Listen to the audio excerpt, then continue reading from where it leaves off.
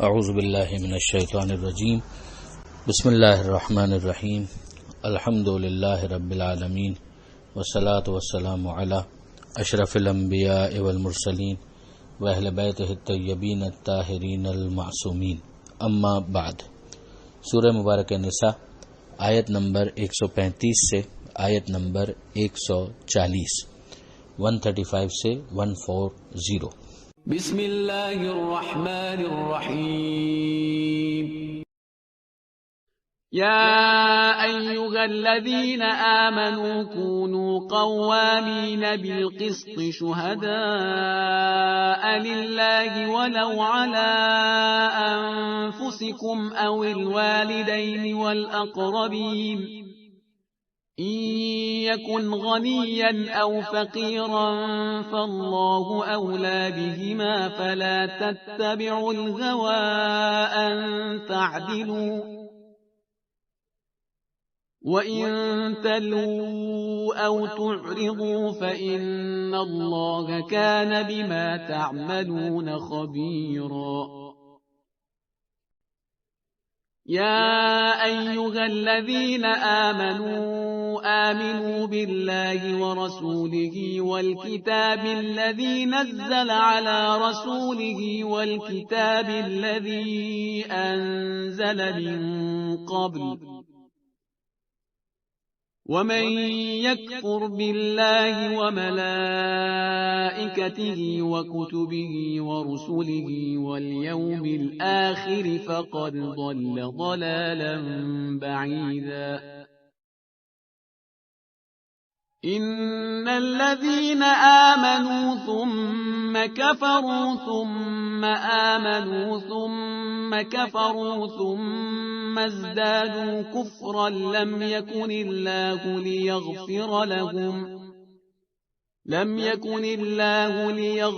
لهم ولا ليهديهم سبيلا۔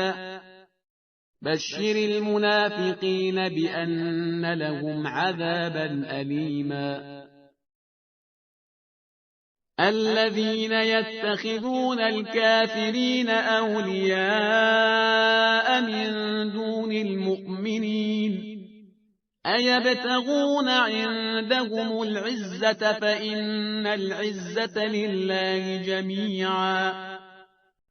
وقد نزل عليكم في الكتاب أن إذا سمعتم آيات الله يكفر بها ويستهزأ بها فلا تقعدوا معهم حتى يخوضوا في حديث غيره إنكم إذا مثلهم إن الله جامع المنافقين والكافرين في جهنم جميعا۔ پہلی آیت جو صفحے پر ہے اس میں پروردگار عالم صاحبان ایمان کو مخاطب کرتے ہوئے ارشاد فرماتا ہے کہ یا ایھا الذین آمنوا، اے ایمان لانے والوں، کونوا قوامین بالقسط،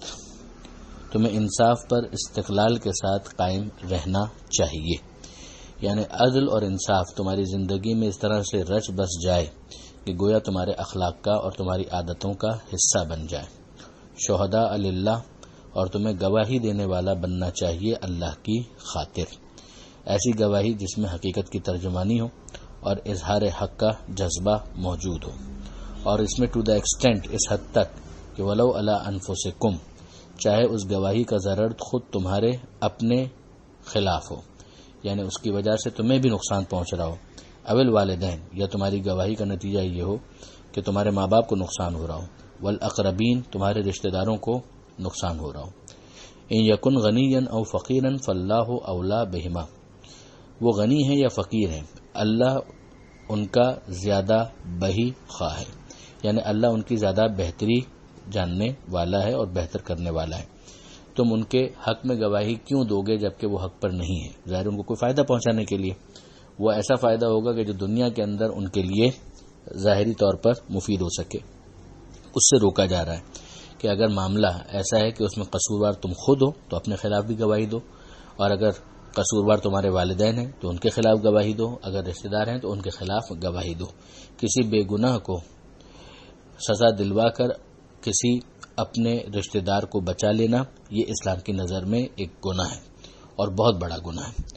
ہم دیکھ چکے ہیں اس سے پہلے پروردگار عالم نے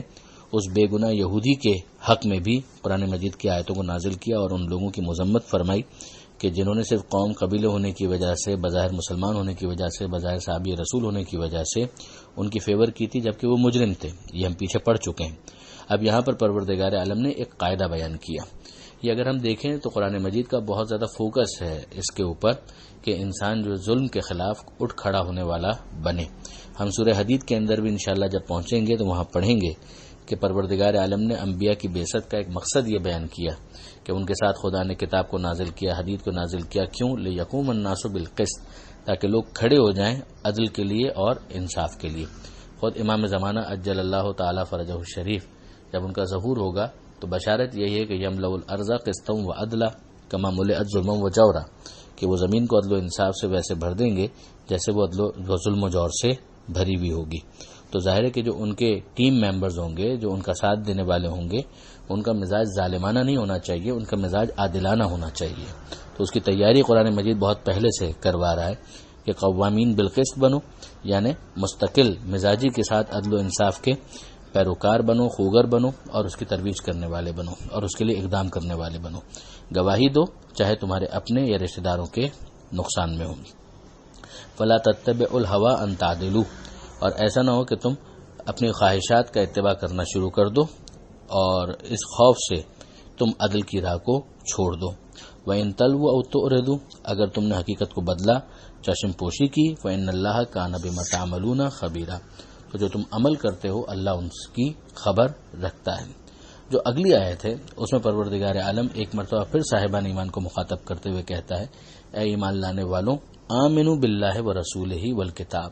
ایمان لے آؤ اللہ پر، اللہ کے رسول پر اور کتاب پر، وہ کتاب الذی نزل علی رسولہ، جو ہم نے اس رسول پر، اپنے رسول پر نازل کی ہے، والکتاب الذی انزل من قبل، اور اس کتاب پر بھی کہ جو اس سے پہلے اللہ نے نازل کی تھی۔ تو اب یہاں پر غور طلب بات یہ ہے کہ ایمان والوں کو مخاطب کر کے یہ کہنا کہ ایمان لے آؤ، اس کا مطلب ہی یہ کہ ایک ایمان کا اظہار ہے اور ایک ہے وہ ایمان جو دل میں راسخ ہو چکا ہو۔ ظاہری اظہار ایمان کی وجہ سے تو انسان مسلمان ڈکلیئر ہوتا ہے، لیکن کیا وہ ایمان واقعاً اس کے دل میں راسخ بھی ہو گیا ہے؟ کوئی ضروری نہیں ہے۔ ممکن ہے کہ یہ ایمان ہو ہی نہ، جس کے نتیجے میں اس کو منافق کہا جائے گا، اور عین ممکن ہے کہ ایمان ہو مگر راسخ نہ ہو، سطحی ہو، اور مختلف مراحل کے اوپر وہ اپنے اس ایمان سے دستبردار ہو جائے، جیسے کہ اگلی آیت میں یہ بات آئے گی۔ تو یہاں پر گویا ایمان کے تقاضوں کو جسٹیفائی کرنے کی بات کی جا رہی ہے۔ وَمَن يَكْفُرْ بِاللَّهِ، اور جو انکار کر دے اللہ کا، وَمَلَائِكَتِهِ، اللہ کے ملائکہ کا، وَكُتُبِهِ، اللہ کی کتابوں کا، وَرُسُلِهِ، اور اللہ کے رسولوں کا، وَالْيَوْمِ الْآخِرِ، اور آخرت کے دن کا، فَقَدْ ضَلَّ ضَلَالًا بَعِيدًا، تو وہ گمراہی میں بہت دور تک چلا گیا، سخت گمراہی میں مبتلا ہو گیا۔ اس کے بعد کی جو آیت ہے اس میں پروردگار عالم ارشاد فرماتا ہے، اور یہ منافقین کے بارے میں ہے کہ ان الذین آمنوا، یقیناً وہ لوگ جو ایمان لائے، ثم کفروا، پھر اس کے بعد انہوں نے کفر اختیار کیا۔ اب جو پچھلی آیت تھی کہ ایمان والوں کو ایمان لانے کے لیے کہا جا رہا ہے، اس آیت کے ساتھ اس آیت کو ملا کر دیکھیے تو بہت زیادہ وضاحت خود بخود ہوتی چلی جائے گی۔ یہاں کہا جا رہا ہے کہ یقیناً وہ لوگ جو ایمان لائے پھر انہوں نے کفر اختیار کیا، ثم آمنوا، پھر ایمان لائے، ثم کفروا، پھر اس کے بعد کفر اختیار کیا، ثم ازدادوا کفرا، اور اس کے بعد کفر میں اور آگے بڑھتے چلے گئے۔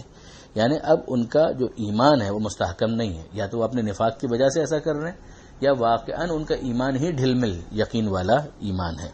کہ کبھی وہ پیغمبر اکرم کے اخلاق کو دیکھتے ہیں، امپریس ہو جاتے ہیں تو قریب آ جاتے ہیں، بظاہر ایمان کا اعلان بھی کر دیتے ہیں، پھر اس کے بعد کسی موقع پر وہ ایمان جو ہے وہ ختم ہونے لگتا ہے، دستبردار ہو جاتے ہیں، کبھی دنیاوی جاہ و جلال کی وجہ سے، کبھی ویسٹیج انٹرسٹ کی وجہ سے۔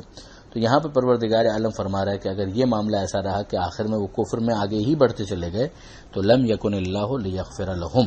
تو اللہ ان کی مغفرت کرنے والا نہیں ہے، ولا لیہدیہم سبیلا، اور نہ انہیں منزل تک پہنچانے کا ہے۔ اب اس آیت کو اگر آیت نمبر 116 کے ساتھ ملا کر دیکھیں، جہاں پر ہم پڑھ کر آئے ہیں کہ اللہ نے یہ اعلان کیا کہ ان اللہ لا یغفر ان یشرک بہ،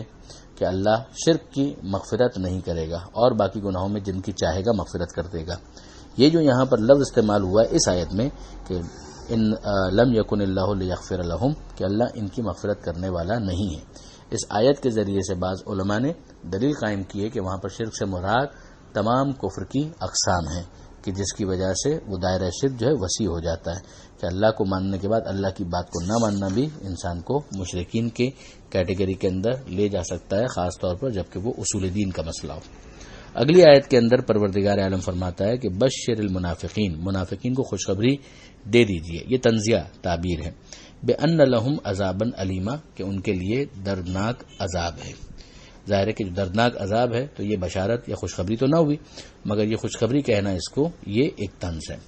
پھر یہ کون ہے منافقین؟ الذین یتخذون الکافرین اولیاء من دون المؤمنین، یہ وہ لوگ ہیں کہ جو اہل ایمان کو چھوڑ کر کافروں کو اپنا سرپرست بناتے ہیں، اپنا ساتھی بناتے ہیں، الائنس ان کے ساتھ کرتے ہیں اور مومنین کو چھوڑ دیتے ہیں۔ یہ دونوں شرطیں بہت اہم ہیں۔